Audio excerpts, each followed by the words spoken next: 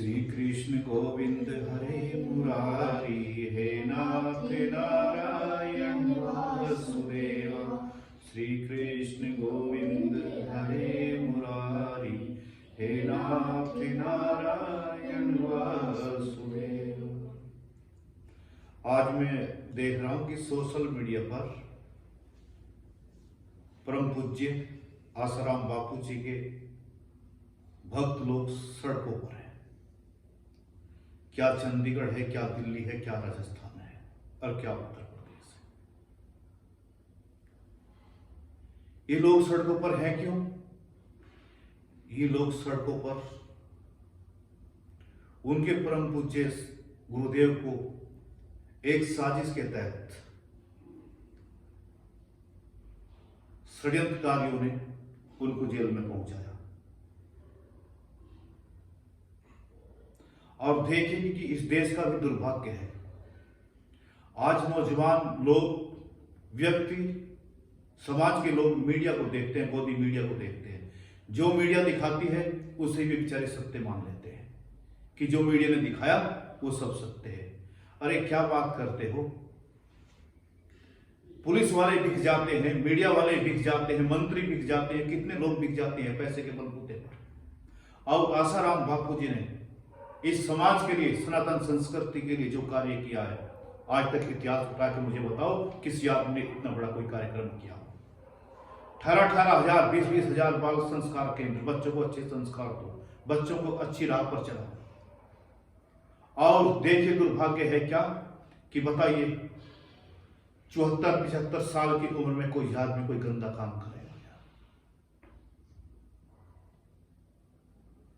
और उनको, और देखिए कि कमाल की बात तो ये देखिए कि क्या कि मैं जितने भी मेरे अभी फॉलोअर्स हैं, मिलने वाले हैं, मैं उनको भी, सबको और अदर लोगों को भी समझाना चाहता हूं कि विचार करिए कोई 70-75 साल का बुजुर्ग आदमी किस प्रकार की कोई चेष्टा कर सकता है। अरे कहते हैं क्या कि जिसे बिगड़ना होता है बचपन में बिगड़ जाता है। हमने आज तक इतिहास गवाह है, हमने देखा है क्या कि जो भी बिगड़ा है बचपन में बिगड़ा है। बुढ़ापे में मुझे बताओ इतिहास उठाकर कौन बिगड़ा है।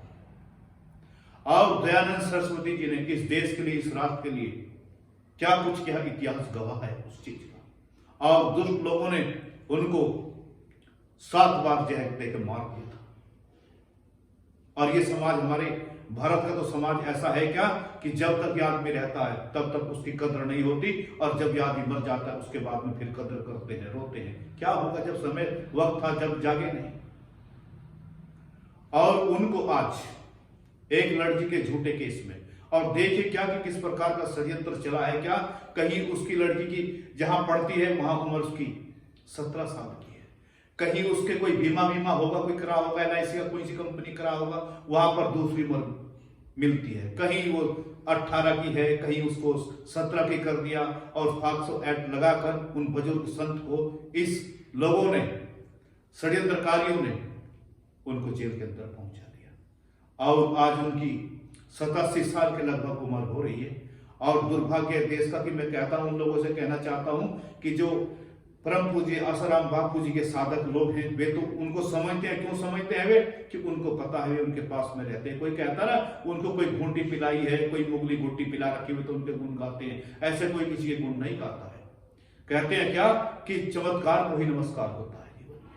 उन लोगों ने अनुभव किए हैं, देखा है क्या कि उनके पास में क्या है। कैसे कैसे लोग थे जो व्यसन में बंधे पड़े थे और उन्होंने चुप्पियां मारकर उनको व्यसन मुक्त कर दिया। किसी की शराब छुड़ा दी, किसी का मीट छुड़ाया, किसी का कुछ छुड़ाया है। सारे जीवन भर उनको छुड़ाने में ही लगे रहे अपने जीवन के लिए।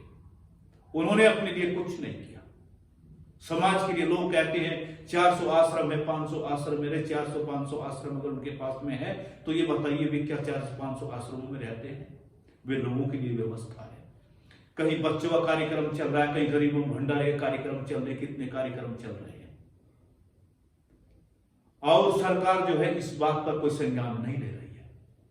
लेकिन मैं उन लोगों को ये संदेश देना चाहता हूं कि जो लोग आसाराम बापू जी से जुड़े हुए नहीं है और जिन्होंने गोदी मीडिया देखा है कि आसाराम जी बापू ने एक लड़की के साथ में अभी गलत कार्य किया है, उन लोगों को मैं समझाना चाहता हूं कि आप भी अपनी बुद्धि से विचार करो, दूसरे की कही बात पर नहीं चलना चाहिए। आपको ही परमात्मा ने बुद्धि दी है, विचार करिए क्या कि कोई 75 साल का कोई बुजुर्ग आदमी, संत आदमी क्या कोई इस काम को करेगा जिसका जवानी सारी भजन में भगवान के बीत गई हो, वैसा काम करेगा क्या? वो कभी ऐसा काम नहीं कर सकता है। अब इसमें षड्यंत्रकारी कौन है? अभी संत श्री आसाराम बापू जी ने, मैं तुम्हें बता देना चाहता हूं क्या कि हमारे देश के ईसाइयों ने कितने ही, अभी हमारे सनातन संस्कृति के जो हिंदू भाई थे उनको ईसाई बनाया था। और आसाराम बापू जी ऐसे थे जिन्होंने 5-6 लाख जो ईसाई बन चुके थे हिंदू, उनको फिर वापस उनकी वापसी कराई थी और उनको फिर कन्वर्ट किया सनातन धर्म में। और आज लोग सनातन धर्म की दुहाई बजाते हैं, सनातन धर्म की दुहाई बजाकर वोट बटोरना चाहते हैं और कहते हैं कि हम सनातनी हैं। अरे जो सनातनी था वो तो जेल के अंदर सड़ रहा है, तुम काहे के सनातनी थे, काहे का झंडा उठा रहे? उनका इतिहास उठाकर देखो, ये इतने मंत्री बने बैठे हैं, प्रधानमंत्री बने बैठे हैं, विचार करो किसी की मां में इतनी ताकत है, इतना बड़ा कार्य करके दिखाएगा कोई? जितना बड़ा कार्य उन्होंने किया है वो कोई ऐसे हो गया था क्या? बड़े दुर्भाग्य की बात है। और ये भी मुझे बात मैं अभी देख रहा हूं, 1 महीने से इतने लोग रोडों पर, ऐसी ऐसी लड़कियां, ऐसी ऐसी माएं हैं, रो रही हैं, आंसू बहा रही हैं और सरकार आंखों पर पट्टी बांधे बैठी है। जैसे महाभारत के युद्ध में धृतराष्ट्र पट्टी बांधकर बैठ गया तो क्या हुआ? पूरे ही घर का परिवार का नाश करवा दिया। जिम्मेदारी किसकी होती है? देश के प्रधानमंत्री की होती है। जो देश का राजा होता है वो देखता है। जिन्होंने कत्ल किए हैं, बलात्कार की लड़कियों को मार भी दिया है, उनको जमानत मिल गई है, कई उनमें से रिहा भी हो गई है। और विचार करिए 87 साल के संत को आज तक मतलब ये सजा भी हो गई है, कोई पैरोल नहीं है। ये कहां का कानून है भाई? ये कानून क्यों है? उनके लिए कानून अलग से क्यों तुमने बना रखा है? जब सबको, कातिलों को, अब ये एक से एक गैंगस्टर है ऐसे, उनको सबको जमानत है लेकिन उनको बेल भी नहीं है। और मुझे बात जच गई है क्या कि लोग अब इतने नादान रहे हैं, लोग जाग उठे हैं। सनातन धर्म की जो दुहाई बजाने वाले हैं वे गुमराह जो मीडिया ने कर रखे थे, अब धीरे धीरे सच्चाई सामने आ रही है और लोग देख रहे हैं क्या कि आसाराम बापू जी निर्दोष है। और आसाराम बापू जी ने समाज के लिए कितना बड़ा कार्य किया है, कौन कर सकता है उनकी बराबरी? और वे अब भी यही कहते हैं, अंदर से यही संदेशा देते हैं कि नहीं, विश्वास रखो, परमात्मा पर विश्वास रखो, सब ठीक होगा, सब ठीक होगा। आज तक उन्होंने 11 साल उन्हें जेल के अंदर हो गए, एक भी शब्द अपनी जुबान से किसी सरकार के किसी के खिलाफ उन्होंने नहीं निकाला है। लेकिन हमने देखा है क्या कि जो वे पेड़ सीधे होते हैं लोग उन्हें काटते हैं, जो टेढ़े हैं उनको छेड़ते भी नहीं है। संत थे तो अंदर ठोक दिए। कितने नेता हैं, कितने उन पर आरोप हैं कि कितने उन्होंने अभी क्राइम किए, गैंगस्टर किए, बलात्कार किए हैं, वे सब वजह से बाहर घूम रहे हैं। उस पर उन पर सिर्फ आरोप कितना तय हुआ है, मैं तुम्हें बता देना चाहता हूं कि सिर्फ ये आरोप तय हुआ है कि लड़की को छेड़ा गया है, लड़की के शरीर के साथ में शोषण हुआ, शरीर का शोषण हुआ है। चलो ईश्वर को पता है क्या सही है क्या गलत है, लेकिन मानने की बात यह है कि मान लीजिए आप शरीर का शोषण हुआ है। अरे उन बेटियों को देखिए जो दिन रात रो रही है, कितनी अभी कै लाख लड़कियां हैं, कै लाख भाई है, कै लाख भक्त हैं, रोडों पर दिन रात चल रहे हैं। और ये भी ध्यान रख लेना होगा सरकार को कि क्या कि आसाराम बापू जी जो थे भाजपा सरकार के पक्ष में थे, उन्होंने खुलकर तो प्रचार नहीं किया कभी, लेकिन बिल्कुल पक्की बात थी क्या कि वे यही था उनका कि जो हमारी सनातन संस्कृति की रक्षा करे। और ये भाजपा सरकार है, मैं तुम्हें बता देना चाहता हूं क्या कि ये भगवान के नाम पर ही चल रही है, ये भगवान के नाम पर चल रही है। इनके पास में सबसे बड़ा जो एजेंडा है वो भगवान का ही है। लेकिन मुझे लगता है क्या कि अब दुर्भाग्य का समय आ चुका है। ये जो इलेक्शन अब आने वाला है, जो आसाराम बापू जी के साधक हैं, अब उन्होंने मन में ठान लिया क्या, कहते हैं कि बूंद बूंद से घड़ा खाली हो जाता है और बूंद बूंद से घड़ा भर जाता है।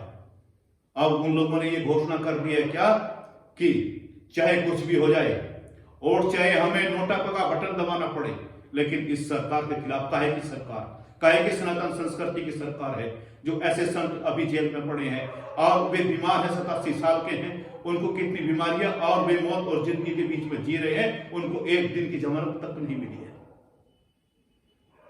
और कोई प्रधानमंत्री पद जो है ना, सोचता है कोई प्रधानमंत्री है, कोई मंत्री है, सोचता है कि सदा मेरे पास ये पद रहेंगे, ये पद नहीं रहेंगे, एक दिन वो आएगा, आप भूत भी बनेंगे।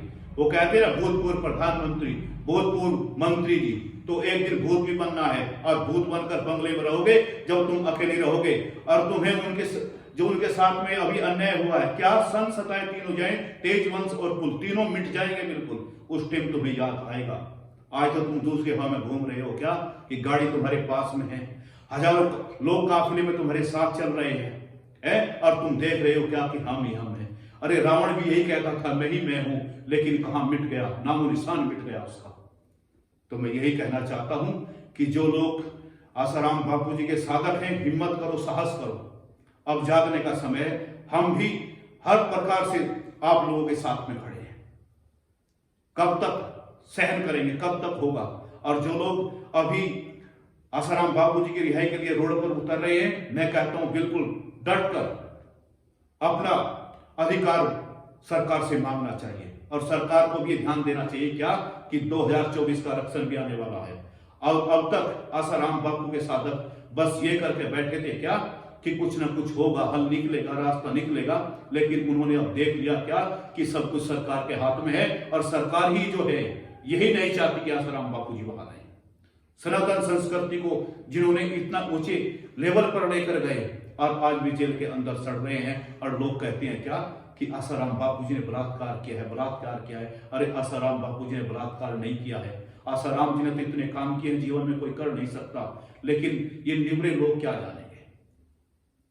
तो मैं इसी माध्यम से ये कहना चाहता हूं कि सरकार भी इस बात को समझ ले, अंत हो चुका है, अब अति हो चुकी है बहुत। और कहते हैं कि जब किसी चीज की अति हो जाती है तो फिर विनाश का रास्ता बन जाता है। ये मत सोचो, राम नाम आधार जिन्हें वो पत्थर भी तर जाते हैं, और आसाराम बापू जी इस भारत भूमि की वो एक धरोहर है कि जो सरकार को सोचना चाहिए। और मैं कहता हूं क्या कि ये देश के प्रधानमंत्री जो आज हैं, ये भी उनके पास खूब जाते थे, इनकी बहुत वीडियो में बहुत जाते थे उनके पास में, ये सारे मंत्री ये सब वही मत्था टेकते थे। लेकिन कहते हैं क्या कि जब किसी आदमी की कोई बात बनी होती है तो हजारों उसके सपोर्ट में खड़े हो जाते हैं, और जब कोई बात बिगड़ जाती है तो वही दुश्मन खड़े हो जाते हैं। तो मैं यही कहना चाहता हूं सोशल मीडिया के माध्यम से लोगों को कि ये हमारा अधिकार है, अगर सनातन संस्कृति को बचाना है तो आसाराम बापू जी के सपोर्ट में आए। और सरकार से भी कहना चाहता हूं कि प्रधानमंत्री जी आप भी इस बात पर ध्यान दें, सदा आप भी प्रधानमंत्री नहीं रहेंगे। एक समय आएगा आपको भी एक बंगला मिलेगा, उसमें आपको जाना पड़ेगा, और उसमें जाएंगे तो फिर आपने क्या अच्छा किया है, क्या बुरा किया है, उसी का आपके जीवन में अभी फिल्म चलेगी। और मैं कहता हूं क्या कि सन सताए तीनों जाए, तेज वंश और कुल। अभी सोचिए कि जितने जितने अपराधी जेलों के अंदर पड़े हैं, 10-10 साल की सजा भी उनको हो गई, केस की वे भी बड़ी हो गए हैं, लेकिन दुर्भाग्य है क्या कि उनके लिए कोई खबर नहीं, कुछ नहीं है।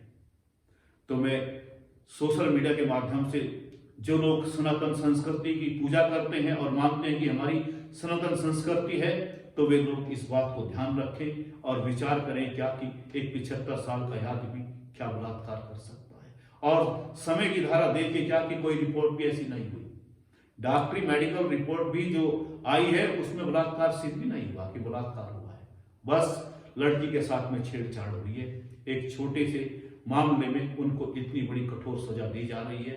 और वे ऐसे संत हैं, मैं कहता हूं परमात्मा स्वरूप वे संत हैं, और मैं कहता हूं कि ज्यादा से ज्यादा लोग इस मुहिम में जुड़े और आसाराम बापू जी को न्याय दिलाएं, क्योंकि वे बुजुर्ग अवस्था है उनकी, और हमारे देश की वो धरोहर है कि जितना काम उन्होंने किया है, माता पिता पूजन का जो यहाँ कार्यक्रम भारत में वैलेंटाइन डे को समाप्त करके वे आसाराम बापू जी थे जो लेकर इसको आए थे, वैलेंटाइन डे खत्म करके उन्होंने माता पिता पूजन यहाँ पर भारत में लागू किया था। और मुझे आज इस बात की बहुत पीड़ा भी है क्या कि उन लोगों ने इस भारत के लिए, इस देश के लिए, संस्कृति के लिए क्या क्या किया है।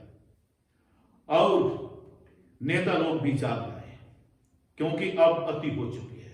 और कहते हैं किसी चीज की भी जब अति होती है तो कुछ ना कुछ फिर होता है। कहते हैं पहले क्रांति आती है और उसके बाद में ही फिर शांति आती है। तो अब लग रहा है, मैं देख रहा हूं कि रोडों पर हर जगह साधक ही नजर आ रहा है। क्या अभी चंडीगढ़ है, क्या दिल्ली है, क्या राजस्थान है, क्या उत्तर प्रदेश है, चारों तरफ से और मैं वो भी नहीं कहना चाहता हूं, जो अभी ऐसे साधक थे क्या कि जो अभी आसाराम बापू जी को समझ ही नहीं पाए कि वे क्या है। सुख संपत्ति घरावे कष्ट मिटे तन का, ऐसे लोग जो थे वे घर बैठ गए। लेकिन अब समय आ गया है, वे लोग भी जाग चुके हैं, खड़े हो चुके हैं, और संत समाज भी जाग चुका है।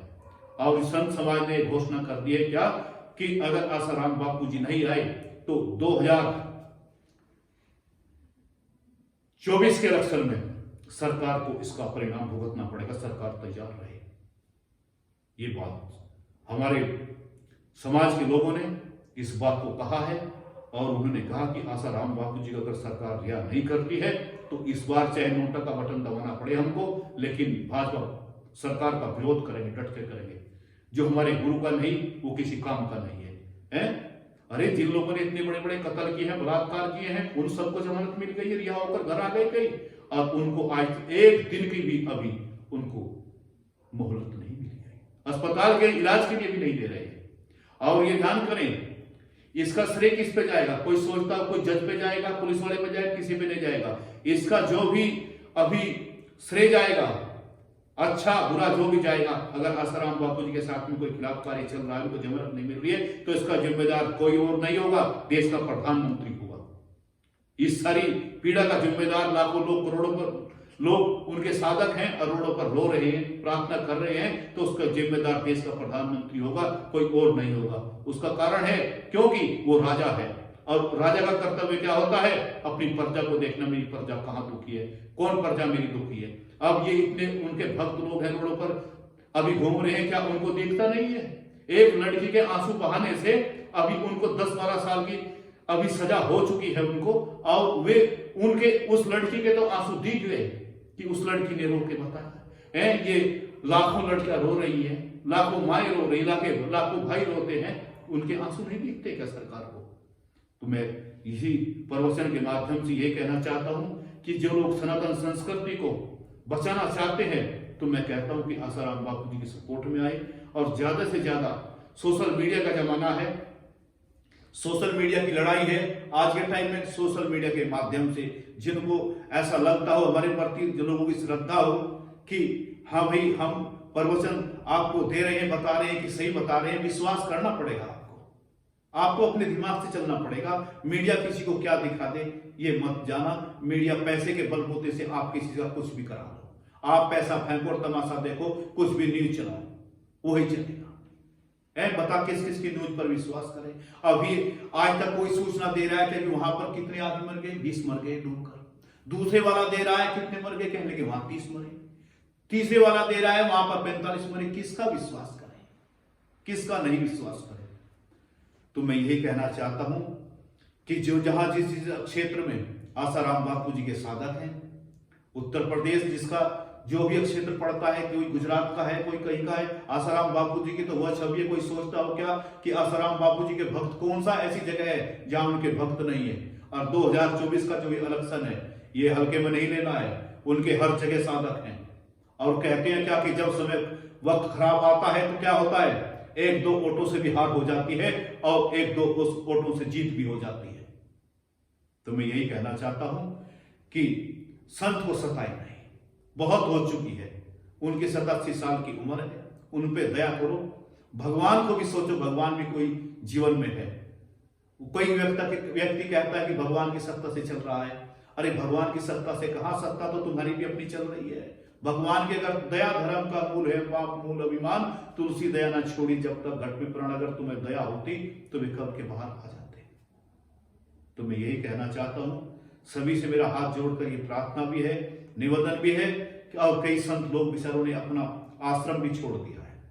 देखो उन्हें तो कुछ लेना देना नहीं है संतों को, तो बस उनको पता है कि उन्होंने राष्ट्र के लिए कितना बड़ा कार्य किया है और समाज के लिए भी क्या कर रहे हैं। वे उन्होंने अपने आश्रम छोड़ दिए, वे भी बेचारे पैदल यात्रा में निकल रहे हैं, क्या कि आसाराम बापू जी की रिहाई हो। तो मैं सरकार से कहना चाहता हूं क्या कि अब आंख खोलने का समय आ गया है। आप आंख खोलिए। अगर आप आंख नहीं खोलेंगे तो ये पक्की बात साबित होगी क्या कि फिर कुछ ना कुछ होगा, उथल पुथल मचेगी जरूर।